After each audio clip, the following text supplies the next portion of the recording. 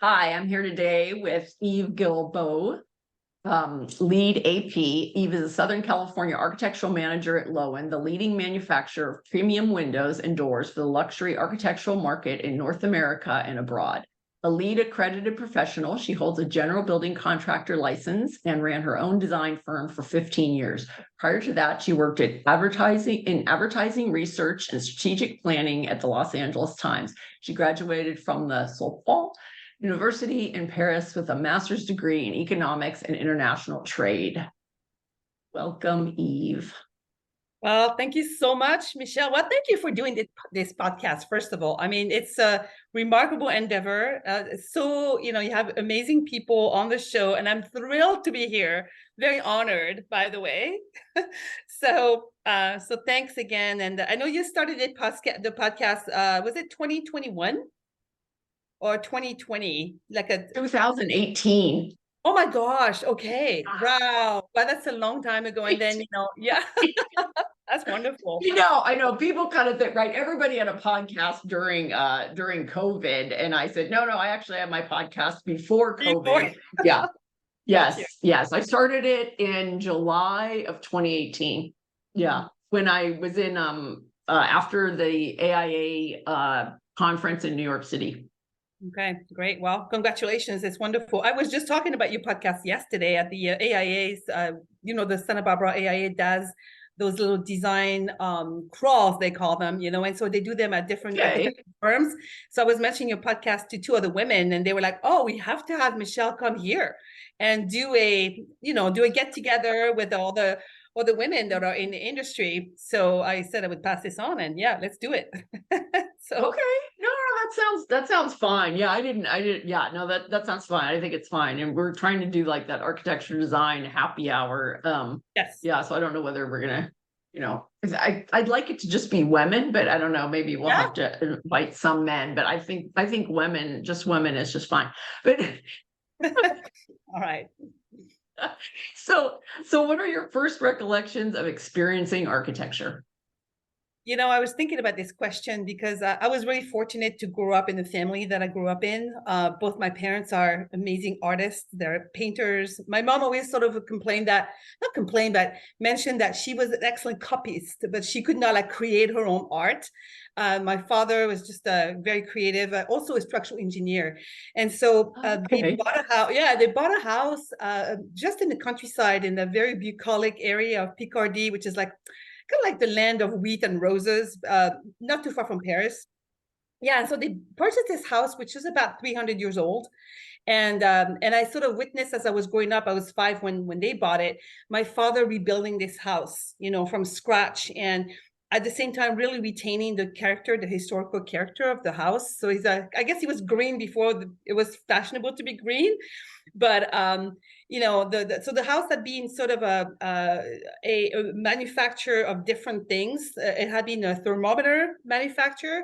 At some point, there's a sort of a big square tower. It later on became the area is pretty known for making shells like buttons out of other seashells. So it's interesting because when you garden still in the land, you find, pieces of either like thermometer, they were like alcohol thermometers at the time, or, buttons for like shirts. It's fascinating. So they kept up, my mother was very involved as well, so we sort of kept the character of what it is, this like farm, like with a big workshop on the side. And, the windows and doors are original, like 300 years ago. So it's funny that when people ask me, oh, wood, is that a problem on the exterior? I'm like, well, we just I know ours, it's just fine. So I guess I was more exposed to the doing or the construction of what it's like to mix cement, the proportion of sand and concrete, a brick, how do you make a wall level. That got me sort of interested in architecture right off the bat, and just being so involved as a young person. And my mom, being a really a true lover of fine arts, brought us to museums, and we saw a lot of different things. And also in terms of being fortunate, so I grew up basically traveling a lot because my father worked for an international company that specialized in public works abroad. I would say like a normal person would just have said, okay, I'm off in these exotic countries and I'll come and see you in like 3 months. But my dad's like, no, everybody is going. So we packed his entire family and we would go and live in those countries. So, the first time I was on the plane, I think I was barely 5 years old.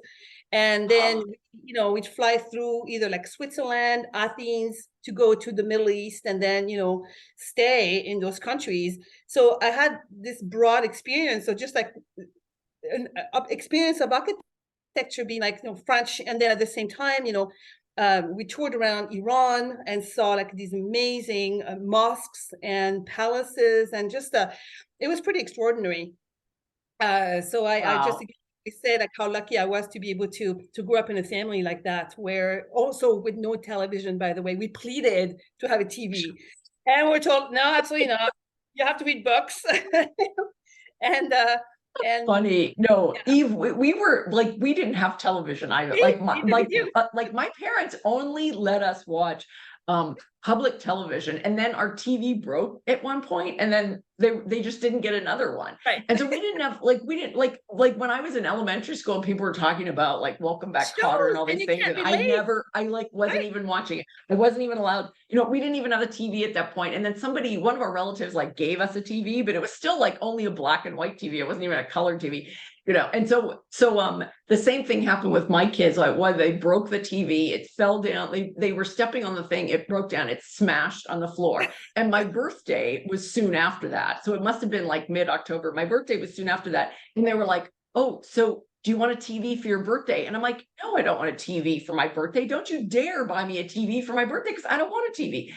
So we didn't have a TV for like years after that. And then we just streamed stuff.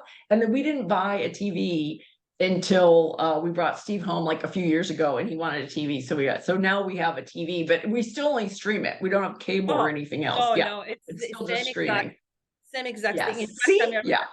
Very, very similar way of growing up, and just reading books and entertaining yourself. I was pretty lucky to have a mother that I did, because I went to a Rudolf Steiner school before we moved overseas, and the Steiner system, it's kind of like Montessori, but a little bit like you learn language by acquisition of like shapes. It's very design oriented.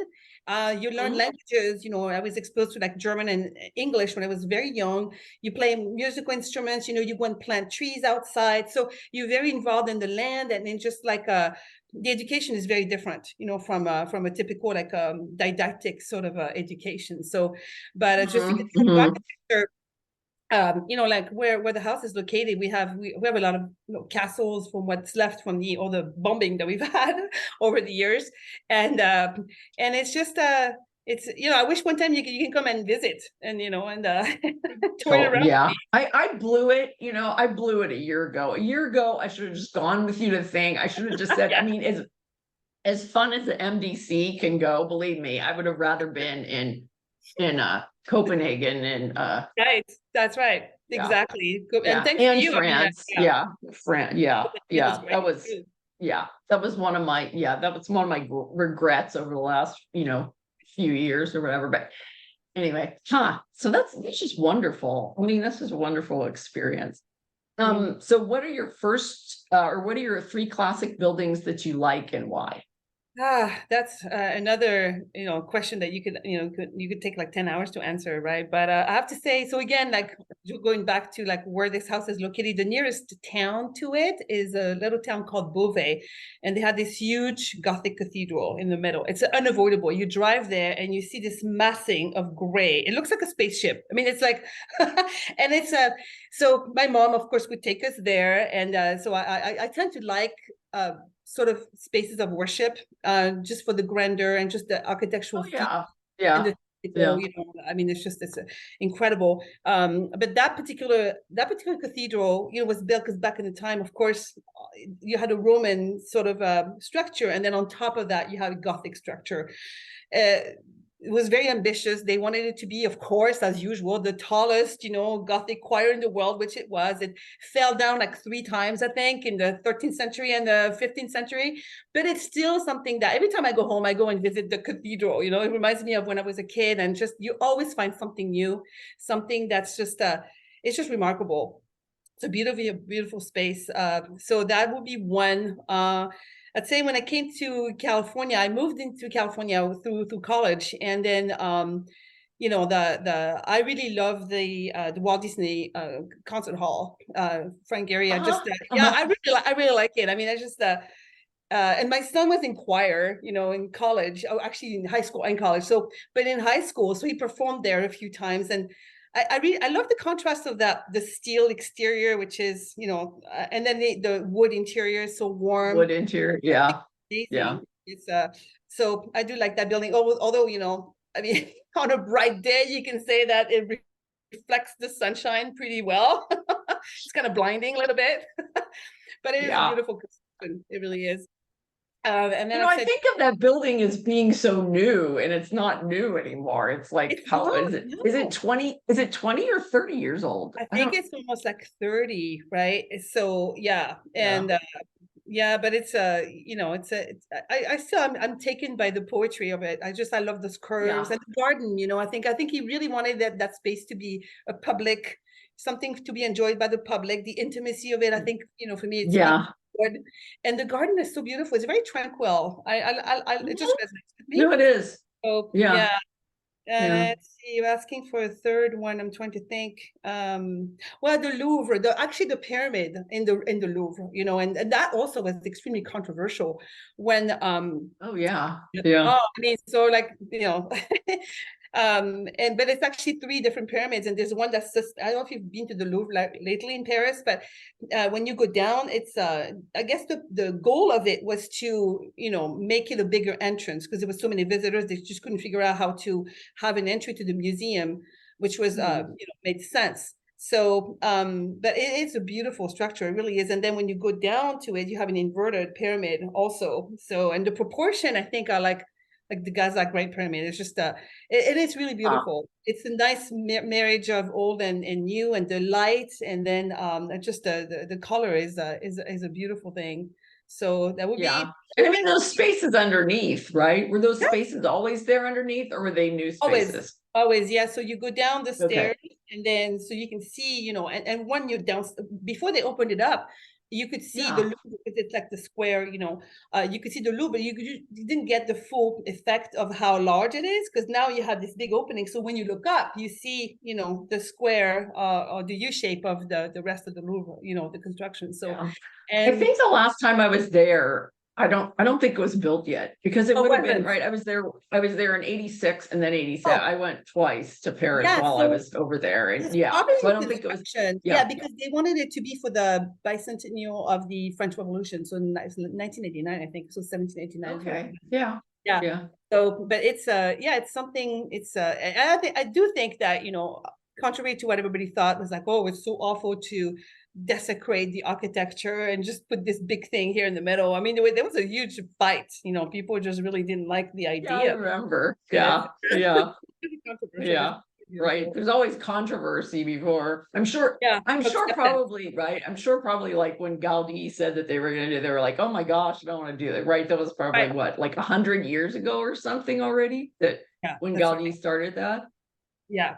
Yeah, totally. Yeah. So it, as you said, it takes time for the mindset to embrace a concept, and then, but I can't think of anyone now who's saying, oh, it really doesn't look good, or just it doesn't serve the purpose of, like, canalizing all these people that are coming to visit. Yeah. So. Yeah. Well, it's probably, and then it's probably a more accessible entrance, right? It is. And that was the point. So the point was like, there were so many people, and the Louvre is, I mean, the initial construction, it's not conducive to having a bunch of people come in at the same time. So how do we do this? Or a ramp, right? Yeah. You don't want to put a ramp in front of them. Oh, you don't. And so typically, so the entry was kind of small. You'd have long queues outside. And so how can you appreciate the architecture and yet have movement and cohesion, and interestingly having the Egyptian and Roman antiquities as you enter. So it's kind of conducive to that transparency of the pyramid. Yeah. Yeah, yeah, Nice yeah, place that I thought so. yeah. So what do you like about working with architects? So, as I said, like I've always been interested in sort of the built environment. It's and interestingly, as I was growing up, being an architect is not something that crossed my path at all. I just didn't think women could be architects. I don't know. This wasn't a thing back then at all. Closer to being an engineer, possibly, than to be an architect. So, and I think things are really changing now, but it's really new phenomenon. So I wanted to be an anything. I mean, I just didn't think of it being on my path. And anyway, so I ended up majoring in math and economics and things that that's sort of broad but still math based. And ended up working in advertising research, and came here through my studies. Actually, I was lucky to be able to get a J1 visa. It's a very long story here, but and always been interested in the built environment. So I decided to go and get a contractor's license, and started with very small jobs. I did like bathrooms, kitchens, got referrals, and then it grew. And little by little, got more exposed to larger jobs, and really the whole concept of the design built.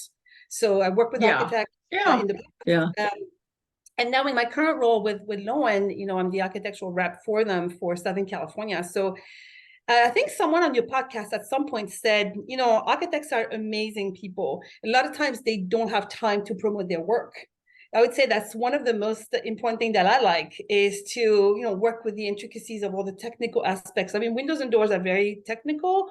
The energy code, a lot of things that come into play.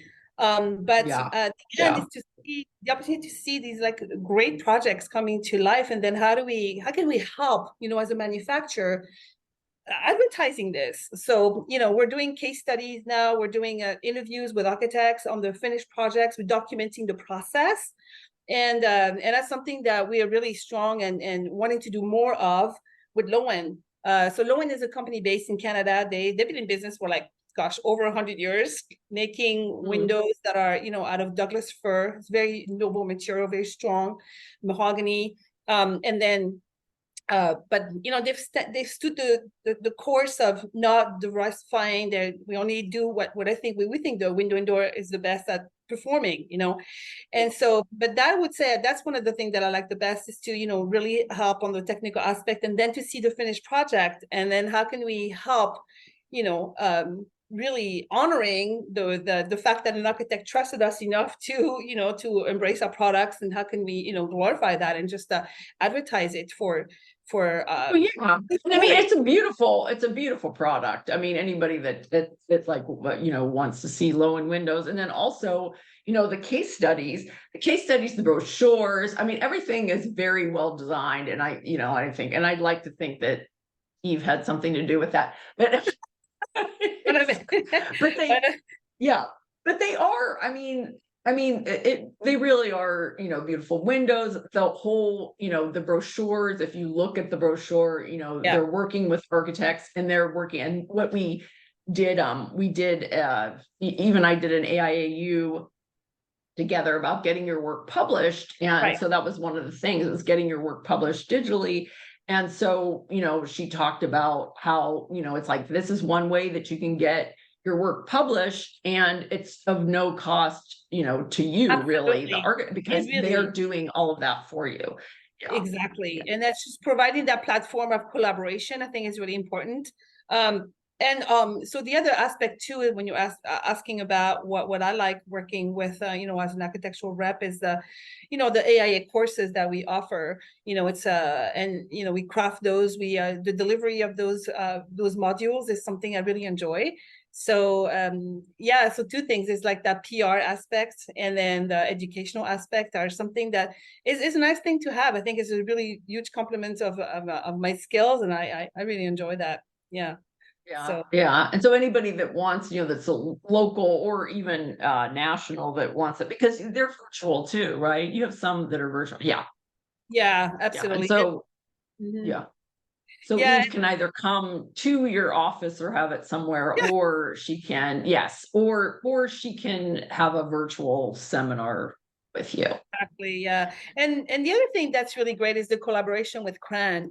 CRAN is the Custom Residential Architectural Network, that great knowledge group that you are so influential with, and that we so appreciate Oh, that. But thanks. yeah, but Lowen is it's very important for us to sponsor all these events, and throughout the year, so there's the yearly symposium, and then there's also quarterly things, and I think we were interested in doing more of those because we understand Mhm. how valuable it is to the community to uh Yeah. to So, bring that knowledge, and it's as you're a young architect maybe starting out, it's a very non-competing environment. And because I've heard sometimes some architects saying, well, I don't really want to be along other people. We are the same client base. I'm like, well, probably not. And you can always learn something from someone who's been doing it like yourself for all these years. And there's tricks of the trade, right? But I also know. Yeah. camaraderie, I Yeah. think, is important, right? So we wanted Yeah. to Yeah. I mean, I think it is. I think it is important. I mean, people are always saying, like, oh, well, what do you gain from doing the podcast? Do you get work? And I said, oh, I don't think any of my clients like ever listen to the podcast. I said, it's really just talking about other architects. And I mean, yeah, if people can, if people can hear it, or, if other people in the profession, can like learn. I mean, we've had some great speakers. I mean, they're yes, they're great guests. I mean, they're gold award. I mean, luckily, like the older that you get, you see, right, your colleagues going on to like do these great things. And then I'm like, hey, do you think you can, do you think you can do my podcast? And then they say yes. And it's like, okay, it's um, great. Yeah, yeah, absolutely. And I thanks. commend you for that. I mean, because it really is like it's public service. It's like it's volunteering, but it's just to the greater good, and it really advances the cause because it is so needed to be able Mhm. to listen to, in your car. You can listen to any podcast. It's just, but yours specifically is it's so educational, and it's so great, and it's just so fun too. I mean, you're Oh, great. thanks. Well, thank you so much to Lowen for sponsoring the house tour for the Cran Symposium, because it was the highlight of the symposium, really. Oh, And thank and I you. know that we had somebody that was on our bus the first day, because like Saturday you guys had to pack up, but Yes. on the Friday afternoon tour we had him do his little spiel to like tell Yes. people about Lowen. And also it was just, I mean, it was great. And so I had the so I knew that Tom Kunding was going to speak on Friday, but then I Yes. also knew that he was going to be at the house, but he was only going to be at the house on Friday afternoon, Okay. not on Saturday afternoon. So of Oh, course I told everybody, like, oh, he's going to be on the house tour. So if you want to see him speak at the house and talk to him at the house, you can go on the Friday afternoon one. And that is when we had the Lowen person. And I believe you guys had a project that was yeah, we did. One of the right. houses Yeah. actually on the tour in Utah was a Lowen house, and I It think was John. okay. Okay, that's Yeah, good. Yeah, it was. yeah. Yeah, I thought it was, but I wasn't sure. So yeah, yeah, yeah. yeah, it was. And in fact, I have to say, our director of marketing, John Swatsky, is an architect by trade. I mean, he got recruited by Lowen because he was designing the campus for our employees in Steinbach, I think. And then he talked to one of the Lowen executives, was like, "Hey, you want to work for us?" And John's like, "All right." So, but it's pretty unique to have an architect, heading the marketing and product development aspect of our business. And he's just a wonderful, just a great gentleman, but also just so knowledgeable. And his angle, or just the way he approaches things, is from the architectural perspective, which I think is wonderful to have. So That's funny, because I did not think he was an architect, because he's not very arrogant. he's not. No, no, no. John isn't. Maybe you're talking about someone else in our group. No, John is Like very super. He's like super. I mean, he's super approachable. nice. He's easy to Yes, talk to. yeah, not Yeah, arrogant and he at never all. No. really talks. Yeah, and he's never really like talking like high architecture or anything, No. like with any that. Yeah, yeah, no. And we went out. The Cran Symposium. We have these networking dinners, and so I was invited to go, because actually nobody else invited me. Oh But my gosh, I luckily, can't believe it. Like, okay. luckily, luckily I was able to go out with Lowen Friday. I think it was Friday night. I think it was. Yeah. Yeah. So that was really nice. Yeah. Great. Yeah. Great. So what would you like to say about the future of architecture? And then we'll go into the holiday gift list. Yeah. Sure. So, when the US Green Building Council set some standards back in the day, I think it was like 2009, I was like, oh, wow, I've always been really interested in, sustainability as an actual tenant, not something that's just unattainable or vague. I just wanted to be very pragmatic about the approach of sustainability. And so when the LEED exam, it was the first exam that came out, I was like, great. So I took it. And it's always been, even with my construction and design build projects, like even in the deconstruction of it, how do we handle construction waste, the runoff, and way ahead of before, Green Cal came into being the code that it is in California. It's just always been on a personal level very interested in that. And I think now it's mandated, but I think we have to think in terms of, legacy. What are we doing with these buildings? I mean, it's buildings that were built in the 1990s are being torn down. And so, are we wanting to deconstruct and reconstruct, or are we wanting, the adaptive reuse is something that's, it's kind of a buzzword, but I do think there's definitely a future for that. And I think it is the future of, to sort of see what's existing. Kind of, we repurpose that, downtown LA, great example. So many different like parking lots, vacant office area with the COVID, repercussions of like working from home. What are we doing? Are we just going to start new, or can we somehow repurpose those buildings and recreate something else? So of course, the opposite coin of that is like, well, maybe they're not high performing buildings. It would cost too much to, keep the existing envelope, and it's cheaper and better to just tear down and start fresh. But that's what we're doing. That we've been doing that. We build something. The lifespan is about 20 years, and then we break it down and start over. And it's just an interesting thing to think about. I think as we're moving forward. Yeah, no, exactly. And I mean, it's nice to see that, before with LEED and green building, they were kind of talking like, oh no, we only have to like start from new. Like, that's the way it is. It's like, we have to start new. And now it's good that they're embracing, like renovation of existing buildings, so that you aren't throwing everything into the trash. And I know that, in California, at least in our area, we have to have like, as far as green building, right? We have to be, we can't just throw everything into the dump. Right.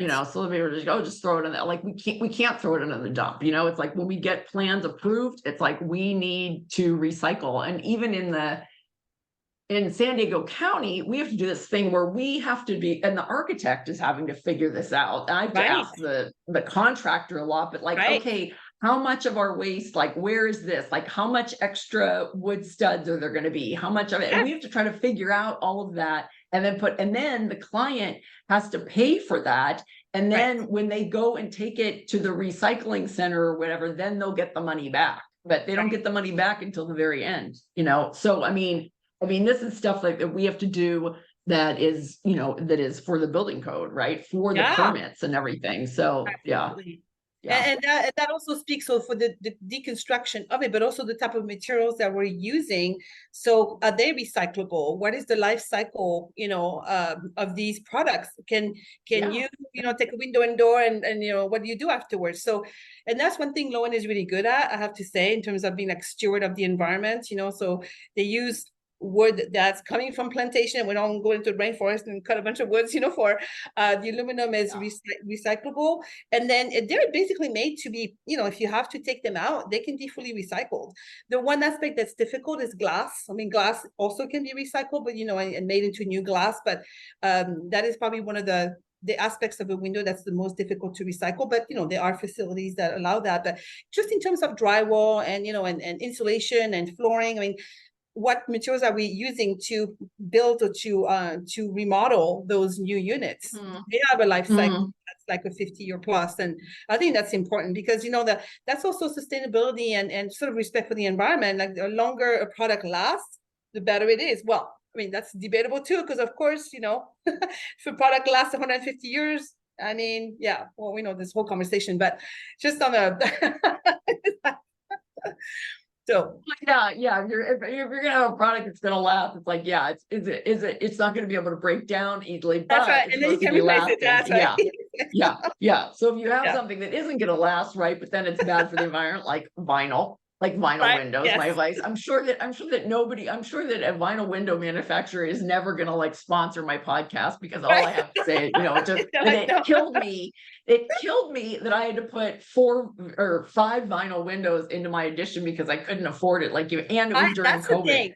That's So the thing. yeah, It's always yeah, the conversation about that initial price, but then, like it's like really when you look at time or time horizon, so the price that we pay today for a good that lasts X amount of years that you have to replace, then that price with the inflation is like 2.5 times. But it's a sort of a yeah, good price, yeah. if you will. Yeah, and I have like the existing wood windows in the entire house, right? So it just killed You me told me that about I that. had to Yeah. do it for that. And I'm like, okay, I know that I'll replace them, but again, right now I'll have to replace them, right? So there's 5 windows that I didn't. Well, I probably won't change out the one that's in the shower, but yeah, it's like the 4 other windows. I mean, but yeah, Yeah. I mean, I just always say like, oh my gosh, like I hate those windows, but It's like, nobody else has to well, look at them. Only we can see them from the right. inside because they're on the back of the house. And I can't even see them from my living room, right? Because I have these 2 wood French doors. All right, so I don't have to look at that. So I don't even have to see those windows because they're on the back side of that. I don't even have to look at them from my backyard. I can't even see them. So Yeah. okay, so for our which for the holiday gift Yes. list, we have um Hmm.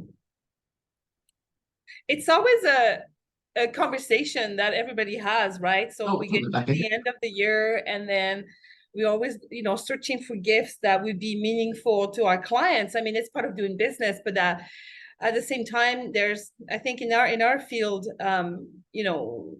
there is a trend too towards experiential, maybe some experience as opposed to an object that that you might buy yeah for someone, and then the provenance of that object. Is it something that's coming from, is it a throwaway again, or is it something that, like an experience, is something that you might cherish? It gives it meaning.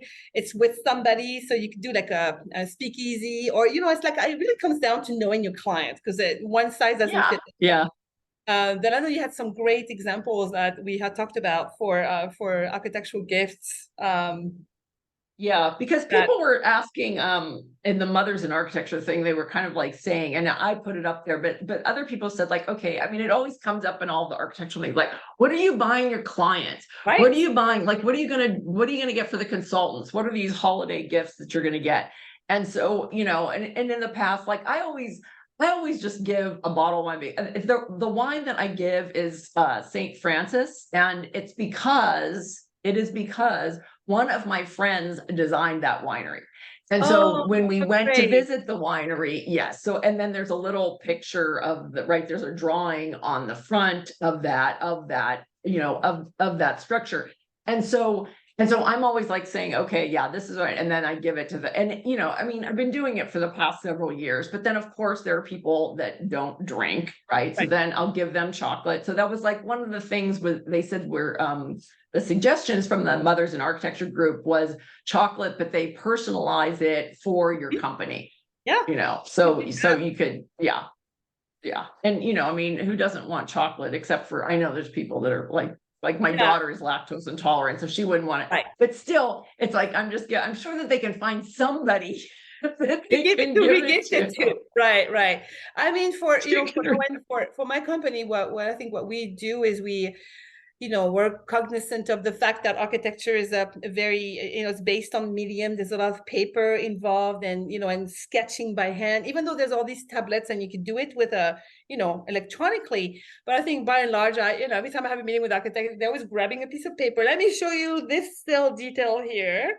And it's or a piece of, there's, so it's very, very much paper driven. I mean, all of our plans still get printed. So, we Yes, exactly. Yeah.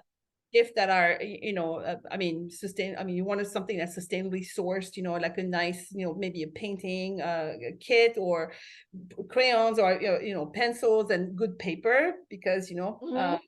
Mhm. things of Yeah. that nature. Yeah. So you mentioned also the drinkware. I mean, a drinkware might be like because you're always walking around with our coffee mug.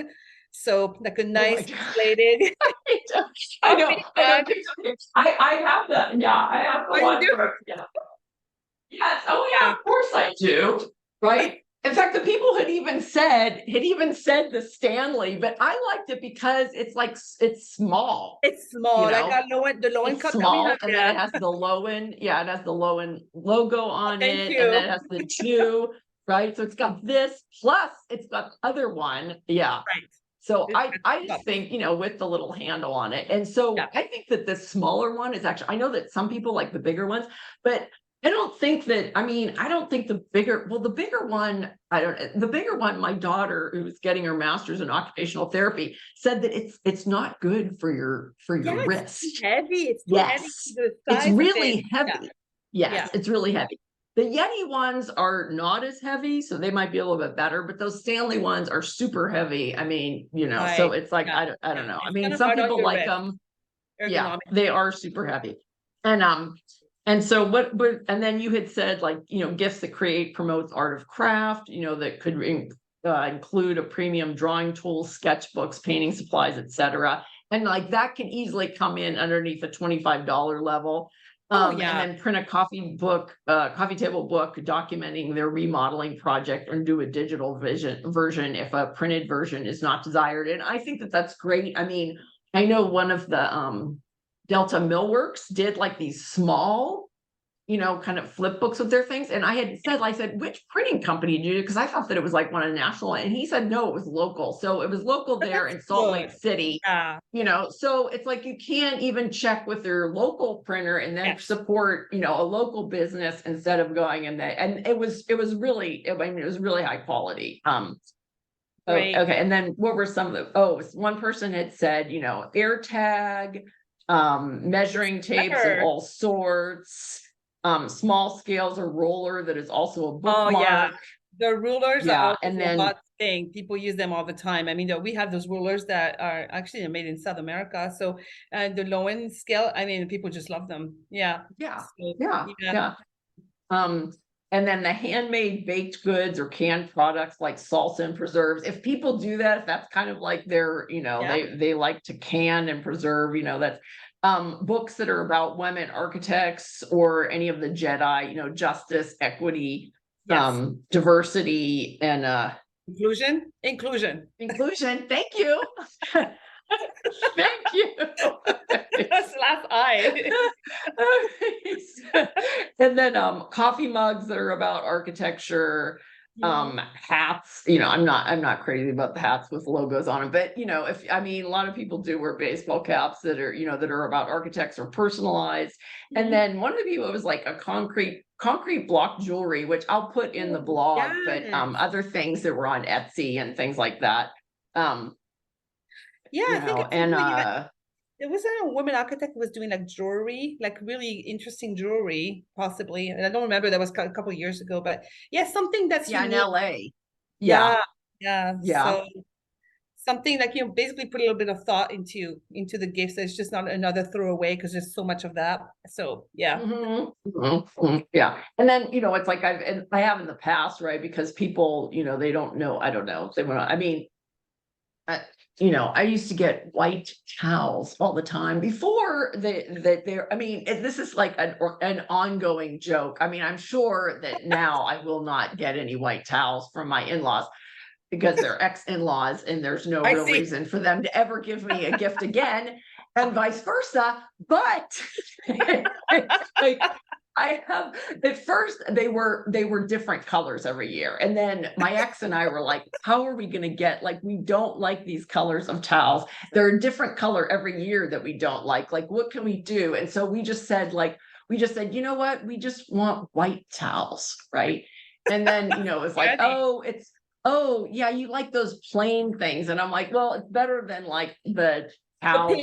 that goes out Yeah. of style it's like Yeah. just white is fine. Like, so then we got white towels every year because at least it's white, but Oh, you know, that's but I'm sure, now I have an accumulation of like 20 years of white towels that that's another option, right? But yeah. Yes, but I mean, gift cards, people have said too, Sure. like gift cards. I mean, gift cards, right? Starbucks cards, gift cards, any coffee product, I think is always good for, for architects and then other, right? And then, I mean, even, right, one of the contractors, it's like he doesn't drink.